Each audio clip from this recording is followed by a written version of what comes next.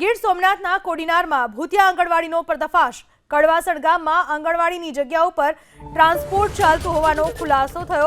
માત્ર આંગણવાડીના બોર્ડ મારી ટ્રાન્સપોર્ટનો ધંધો ચાલતો હોવાનો ખુલાસો। મામલતદાર અને સીડીપીઓની તપાસમાં ભૂતિયા આંગણવાડીનો ખુલાસો થયો છે। ભૂતિયા આંગણવાડી ચાલતી હતી તેનો ખુલાસો થયો છે।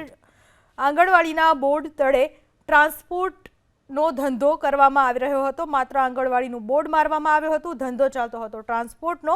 મામલતદાર અને સીડીપીઓની તપાસમાં આ ભૂતિયા આંગણવાડીનો પર્દાફાશ થયો છે।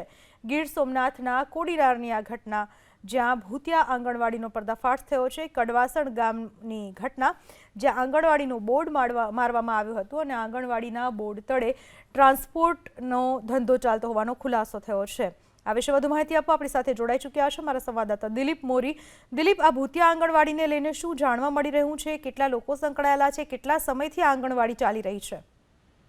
જે હજુ સુધી કોઈ સ્પષ્ટતા નથી થઈ, પરંતુ હાલ જે કોડીનારના મામલતદાર અને સીડીપીઓ છે તેને એવું કહેવું છે કે તેમને ફરિયાદ મળી હતી અને ફરિયાદના આધારે તેઓ પહોંચ્યા હતા જ્યાં એક ઓફિસ છે અને ઓફિસની અંદર આંગણવાડીનું બોર્ડ મારેલું છે। જો કે ચકાસણીમાં એવું સામે આવ્યું છે કે ત્યાં કોઈ ખાનગી ટ્રાન્સપોર્ટ ચાલતો હતો। જો કે કોણ ચલાવતું હતું એની પણ કોઈ હજુ સુધી સ્પષ્ટતા નથી થઈ।